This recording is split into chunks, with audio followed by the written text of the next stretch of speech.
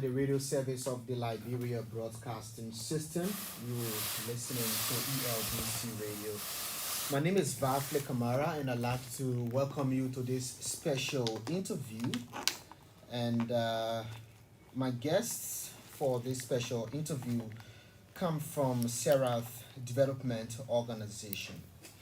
Well, today, the 13th of October 2022, Cerath Development Organization held its maiden communication event for the Talking Agribusiness in Liberia project dubbed Youth in Agriculture, or Agribusiness that is. The Talking Agribusiness in Liberia project is a 3-year project funded by the European Union. The Talking Agribusiness in Liberia project is an agribusiness and communications based project that seeks to communicate and raise awareness about opportunities for business performance and growth, competitiveness, regional trade integration, as well as an improved business environment for Liberia's agri-food value chains. The design of the project involves conducting research on 6 key themes on the agribusiness value chain in Liberia and organizing communication events around the fundings. The maiden communication event on the status of youth engagement in agribusiness in Liberia was held in Monrovia to promote, acknowledge, or knowledge sharing and create awareness of opportunities for youth in agribusiness in Liberia. And so today, for this special interview, my guests are Pa Kofi Osi Wasu. He's the regional director for Cerath Development Organization. I like to say Pa Osi or Kofi Osi Wasu. Good evening, welcome. Good evening, thank you very much for having me. Thank you. So also in studio is Mr. Leroy Kamor. He's the Cerath Development Organization Liberia Country Director. Leroy, good evening. Good evening, Vavli, and thank you for having us. And Mami Kewera Bobre. She's the project lead talking agribusiness in Liberia. Good evening, Mami. Good evening, and thank you for having us here. Did I try with the name? It is Mame Chirwa. Chera. Yeah, Anyway, I'll call you MK. that works. So let's start. Let me start with you, Pa Kofi. Who is Cerath Development or Developing Organization, and what is your interest in agribusiness sector in Liberia? Just give us an overview of this organization. Okay, thank you very much. So, Cerath Development Organization is a non-profit entity which started in Ghana and obviously moved to Liberia as well, and also Sierra Leone and also Kenya. So currently we're an organization in 4 countries with 5 main intervention areas, one of which is agriculture and the adjacent sector. So, well, basically, as far as this project is concerned and our interest in agribusiness, we know very well that most economies within Africa are, to a large extent, very reliant on the agricultural sector, in as much as other sectors like the services, the mining, and all of that are having much contribution to the GDP. Agriculture continues to be very critical, particularly as it's given an average of 50, contributes at an average of about 50 to 60% of our labor force. So it's a sector, in as much as the GDP contribution might be low, it still contributes a lot of jobs. Okay. And that is one reason why, as an organization, we are very much focused on this sector. And that gave birth to this project as well, with funding from the European Union. Yeah. Okay. So I'll come back to you, but let me hear from you, Leroy. You are the country director. Tell us how Cerath came into, the Liberian context. Okay, thank you. And Cerath Development Organization, like you mentioned, of course, we are a development organization, and our focus for Liberia is mainly looking at agriculture, forestry, water and sanitation, access to finance. Okay. So in Liberia, currently we are implementing 2 projects. One is the cassava transformation project, and the Talking Agribusiness project, for which we are in the studio today. Okay. So Sarah came into Liberia in 2018, and since then we have been building up to be able to support the agri-food system upgrade in Liberia. Okay. Okay, so we'll talk more about the interest in Liberia, but let me come to you, MK. You are the project lead for the Talking Agribusiness in Liberia. Tell us, how does it feel to be in Liberia and getting involved into Liberia agricultural sector? Okay, thank you very much. This will not be the first time I am in Liberia as far as the agriculture sector is concerned. I am providing technical backstopping for our other project, the Cassava Transformation Project, which is taking place in the 5 counties of the southeast. And so this is like another point of view. In this case, we're looking more about the entire agribusiness value chain. Okay. And so I think that it's a great space to be able to see exactly what is happening, to interact with all the stakeholders involved, and also to bring everybody on board in terms of how we move forward and transform the entire value chain. Great. Let me come back to you, Pakofi. I'm concerned about the interest to Liberia, but you said, you work in other countries. Is that something specific or interesting about Liberia to which, your attention was driven?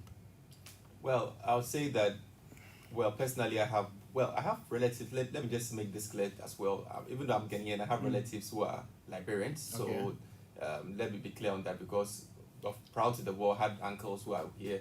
As a matter of fact, my father told me that the first time he saw a digital watch in his life, my father is 67 years, the first time he saw a digital watch in his life was in Liberia. So I just wanted to have an understanding of some of the... Are you connected? The connection I have as an individual with Liberia. But as an organization, every organization has a strategic interest in terms of where and what it wants to do.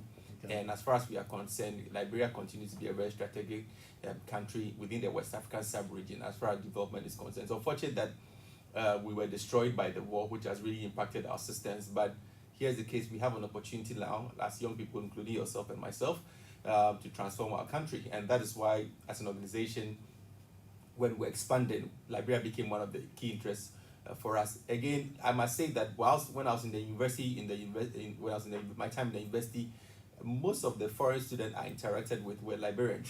And it tells you something, that look, people are willing to transform their nation. They come to Ghana to have better education, to be exposed to learn more, and actually want to come back. So in our own way, having been director of Cerath now, if there's one way I can contribute to the country, that is also dear to me, and I think that has been one of them. But obviously there's quite a lot of mutuality between Ghana and Liberia in terms of people. You go to Sino, for example, it's a place which you meet Ghanaians you go there, hear people speaking fancy, you think it's Ghana, but it's Liberians, and that kind of integration is there. So it's all been part of our decision making to come to this country.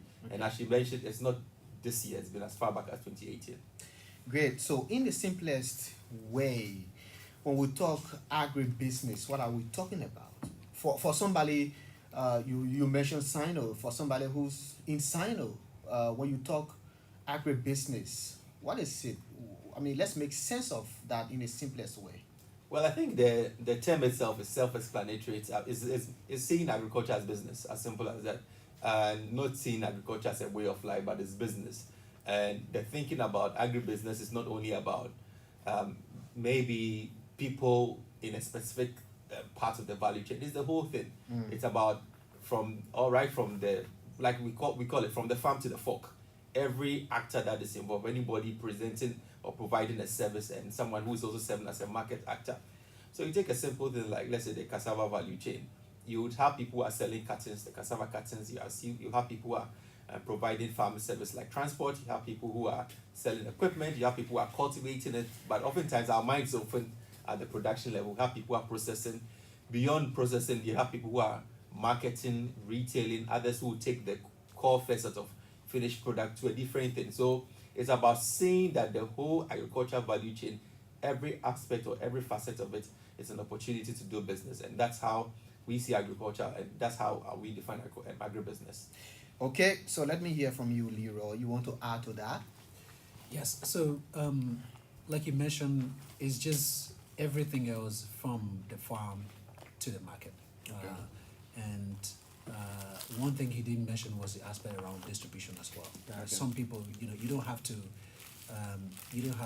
actually get involved with agriculture from the farm, but you can also take other people's products and be able to distribute it on their behalf to be able to make. Some other people are also involved with branding. Some of them are involved with business support services, like those who are trying to do entrepreneurship and may not have the needed knowledge and skill. There are other people there who are the business support organizations who can then be able to support them so that they develop business plans and be able to move their business forward. Okay. Okay, so let me come to you, MK. You are the project lead for the Talking Agribusiness in Liberia. This project, give us a sense of it. What do we hope to see? Okay, thank you very much. So, like you mentioned earlier, it's essentially an agribusiness and communication project. Okay. So, what's happening is that we have, for the period of the 3 years of the project, we have 6 different agribusiness topics that we validate among stakeholders. We have done the first bit, and I'm sure we're going to do more, to determine what specific themes under these areas do stakeholders in the Liberia context see as important. And then we will now have research. We would have a study on these themes and then organize events. At these events, like we did today, we will share the findings of that research and then have discussions around them as to what are the opportunities in this area, what are the strengths, so that we will inform one policy, also practice, Okay. NGOs, etc. It's so that when they are we are part of it. When we are developing interventions, the essence, what should go in, all of that will be informing this. But also, I think that one aspect of it, as you mentioned as well, is awareness creation. Okay. So for all stakeholders to know what each other is doing, because sometimes we sit back and we think nothing is happening, but actually what is happening is that people are working in silos. And you don't know what the other person is doing. One of the things that we learned today, for example, was that there are Liberians who live in Monrovia who did not know that there are a number of young people who have agribusinesses. And today was a moment for them to actually see that, oh yeah, young people are doing a lot. Sharing. Exactly. So in essence, this is the project. Okay, and one is concerned about communication in agribusiness. Why is it important to focus on communication, just apart from awareness raising? Why is it important? Okay, thank you very much. So for this project, we are working with a specific theory. It links communication with human behavior. Okay. And we all know that depending on what you hear, and for our Bible, if you're Bible believing, you hear the Bible tells us that faith cometh by hearing, and hearing by the word of God. So depending on what you hear, you take a particular position. So that's in that context, as we are communicating, for stakeholders to know what each other is doing, also to be informed by what the opportunities are, what the challenges are, what the strengths are, what the weakness, what should we look out for. Then it informs our positioning on what we want to do or what we can do, and then also informs our actions. What should we do? So that's why. Okay, so I will still stick with you because you are the project lead for Talking Agribusiness in Liberia. So how critical is this project to the agricultural sector in Liberia? Okay. Thank you very much. Number one, it is one of usually what we see in interventions is that for us to be able to have measurable outcomes, and also in terms of funding and limited time, what we see is that we focus on specific value chains, or should I say specific aspects of the broader agribusiness sector. Now, for the Talking Agribusiness in Liberia project, we have this wider overview of all the value chains. So there's fisheries in there. There's animal production and what goes along with all the different ones. There's crop production. So it's a wider overview. So in that, what this means is that it's not so much about one project. Okay. Like it happens with other projects, but it's more of pulling on every other person's or every other project that is happening in the sector, so that we are well informed. We are informing each other on what is happening all around to create a synergy. Exactly. For example, for today we had agribusinesses, youth-led agribusinesses from other projects. For example, I think there were 2 people from the Partners Project, which is also funded by the EU, who were part of this. There are also many others who are being funded by UNDP, USAID, and so on. But they came together.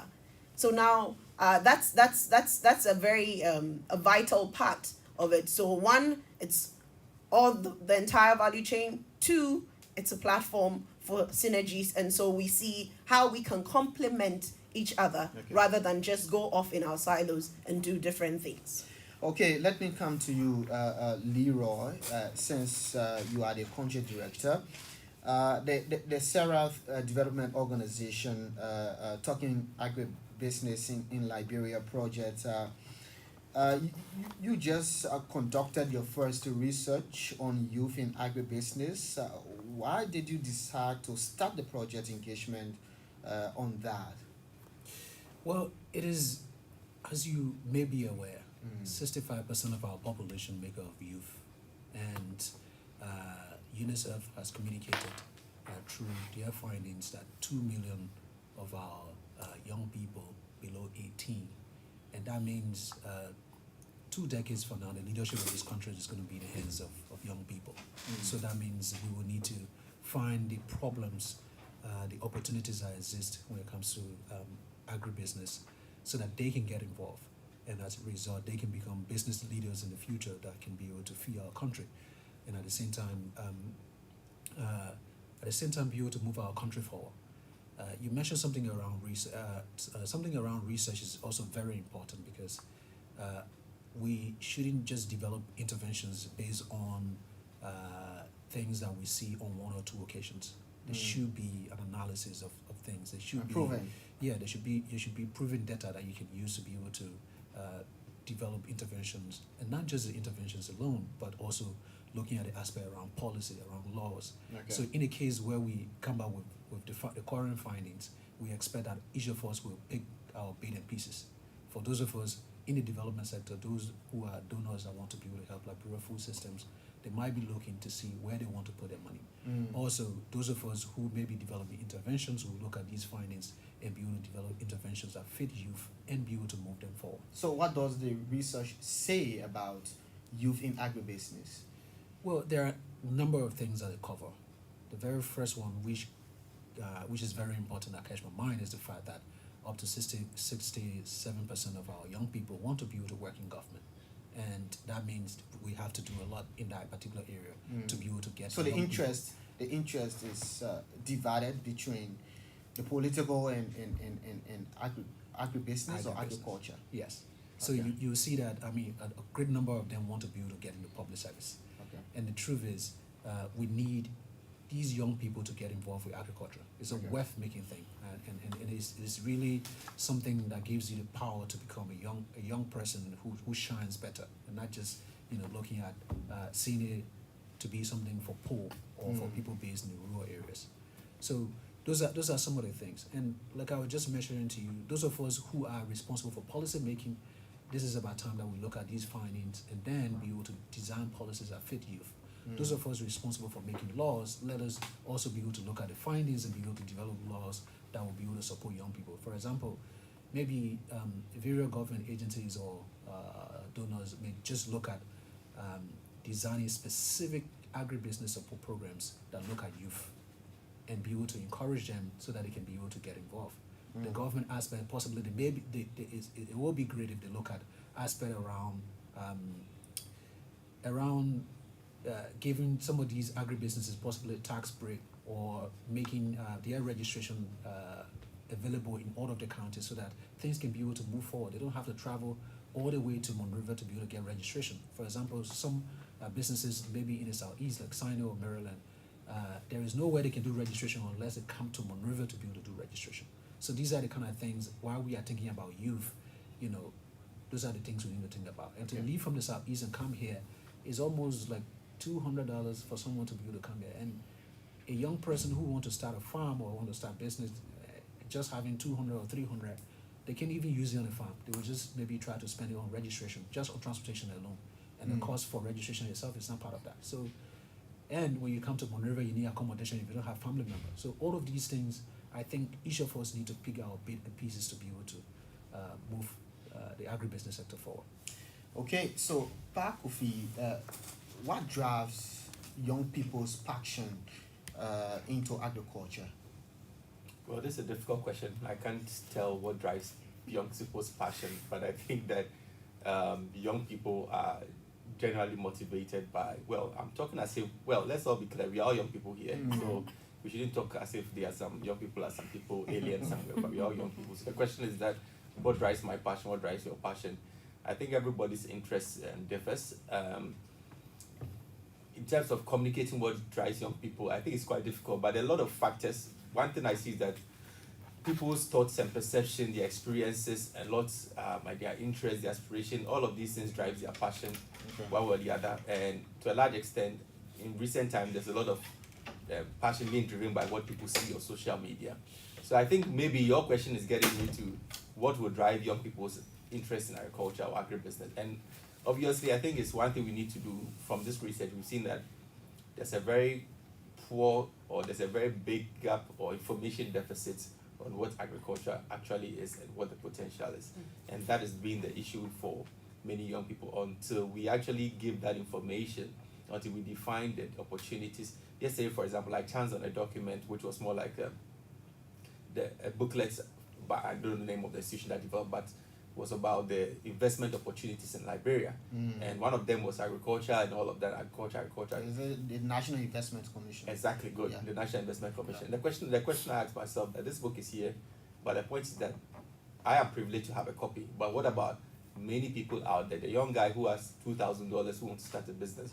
How does he get to know of an opportunity within a specific value chain and can approach it? So what clearly we are saying is that if people are seeing a lot of we are expressing a lot of interest in the government sector. Why? Because clearly it's job security. How can we communicate agriculture to that point where people can see that it's a difficult sector, no two ways about it. We can't come and sanitize the truth here.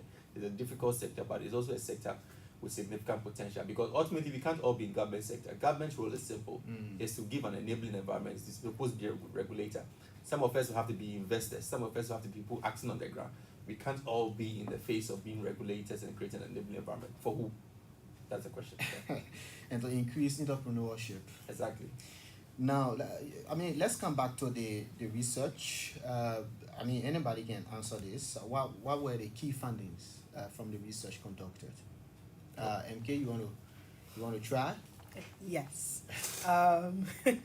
Significantly, we looked at different aspects, and for the different aspects, there were things that we'll consider key findings. So, for example, we looked at the career development aspirations of the young people that we interviewed. And what we found, something that we have established already, is that a majority of them did not want to be in the agribusiness sector. However, for those who wanted to be in the agribusiness sector, they were likely to want to be self-employed rather than employed by somebody. So, for example, we had, I think, 25% who wanted to be self-employed in the agribusiness sector, and 12.7% who wanted to be employed in the agribusiness sector. Now, one of the questions that we asked was whether this was an indication of a lack of jobs in the agribusiness sector, or it was evidence of Liberians' youth inclination to go into entrepreneurship when it comes to the agribusiness sector. Now, whichever way, it means that if it's a lack of jobs in the sector, we know what to do. We need to create jobs in the sector. Now, on the other hand, most young Liberians setting out to self-employment within the sector is also something strong that we need to build on. Now, how do we support these people? Who are already in the sector? Yes. Who are already in the sector? No, with this, in terms of this was career aspiration. Okay. These are young people who are in school, and this is what they aspire to be. Okay. So already, if we know that these young people have such an aspiration, then we will have to put in place, the support systems that will ensure that these aspirations can be birthed. So that's one that we found.